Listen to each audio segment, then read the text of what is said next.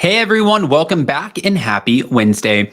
All right, guys, so in honor of tonight's Vanderpump Rules episode, of course, we know with the Scandoval and everything else going on that more information is going to continue to happen because now we have a reunion date, but everyone's wondering what the heck is this reunion going to look like with this restraining order put in place? This is interesting because apparently Raquel did not check the box on the restraining order to prohibit contact. Now, Emily D. Baker was the one who covered this and mentioned this. Love her. The number one bad ASS legal commentator on YouTube, guys. We love her. So before we jump into that, and by the way, Katie has entered the conversation and she has a big fat FU for Raquel.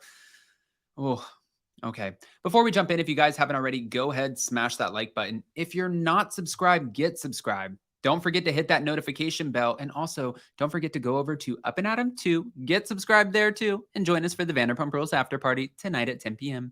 With that, let's jump right in.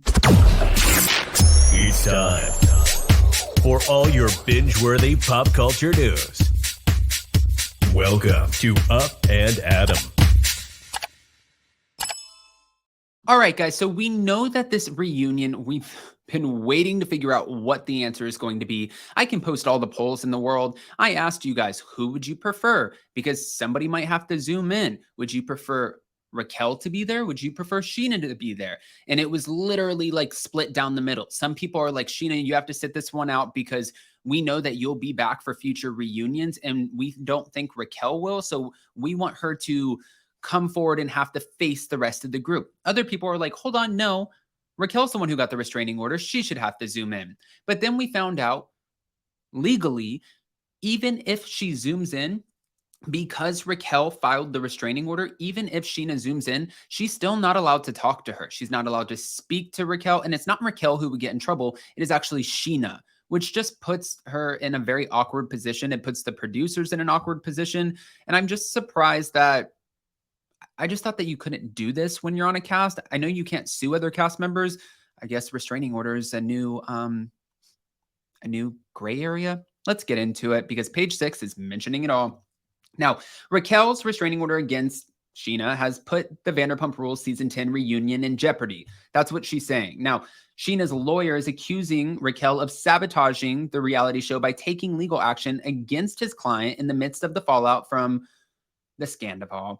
It just can't happen in any meaningful way while this order is in place. That's what he told page 6 on Wednesday of the reunion, which is currently scheduled to film on March 23rd. The temporary restraining order, as it stands now, currently prohibits Scheana from being within 100 yards of Rachel, so they can't both be physically present at the reunion. Also explaining there really is no mechanism to modify this type of temporary civil restraining order before the March 29th court hearing. So the reunion, at least having them all together in person, is certainly in jeopardy. He foresees one of the TV personalities appearing via Zoom and the other attending in person. However, her lawyer has noted Scheana still can't communicate with Rachel either directly or through Zoom. Now, reps for Raquel and Bravo obviously are not responding to any requests for comment, but she filed for the temporary restraining order against Shay 1 week after the news broke of the affair. In the restraining order, too, she was accusing Scheana of punching her. We know this.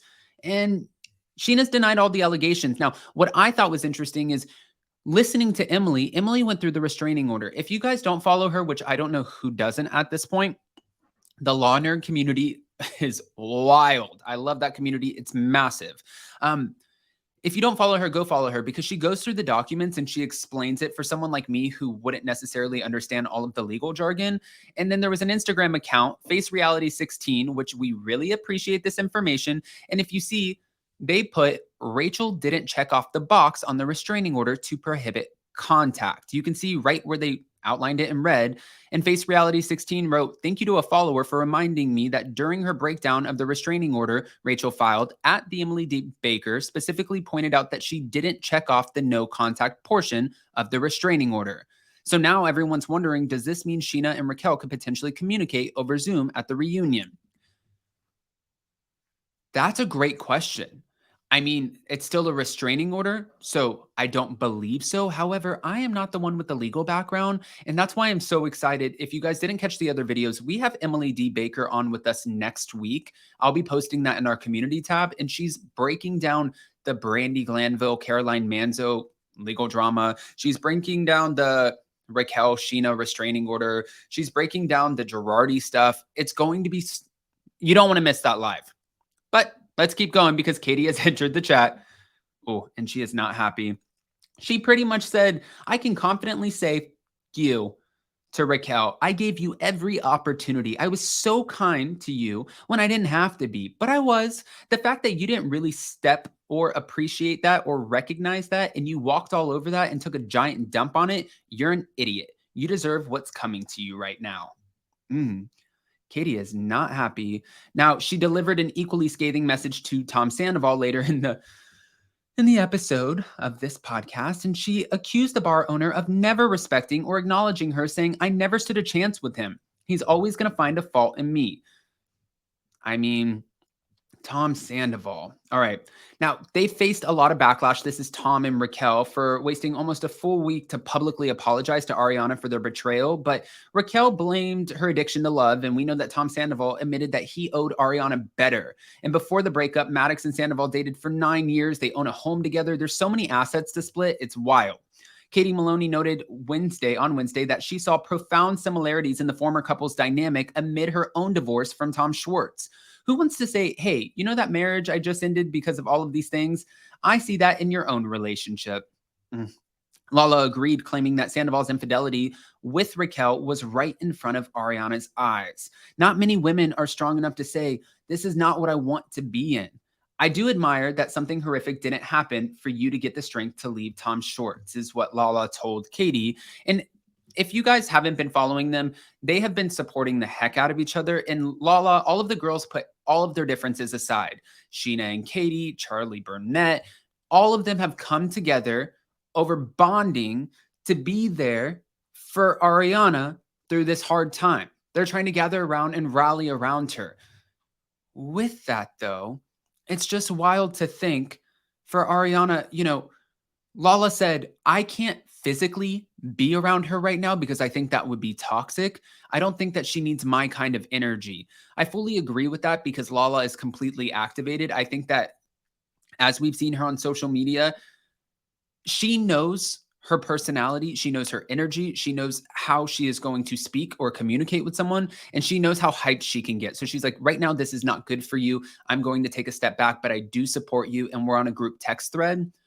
She's probably waiting for the reunion, and I think she is hoping that Raquel will be there in person. However, again, we still don't know. But guys, I want to hear what your thoughts are about this. What are your thoughts about this, more importantly, her not checking off the box on the restraining order to prohibit contact? We don't have Emily on until next week, so if you have a legal background, I would love to hear what you have to say. Does this mean that they can talk on Zoom but can't see each other? Does this mean that they can actually be in the same room together? Or does this mean that it's still the same thing because it's a temporary restraining order, so it doesn't matter if she checked the box or not, they just can't contact each other? Go ahead and comment below, and don't forget, tonight on Up and Adam 2, we are going live for our Vanderpump Rules after party, and tomorrow we have the full Vanderpump Rules recap with Amanda Hirsch from Not Skinny But Not Fat, which is going to be one hell of a live. So, love you guys. We'll see you next time.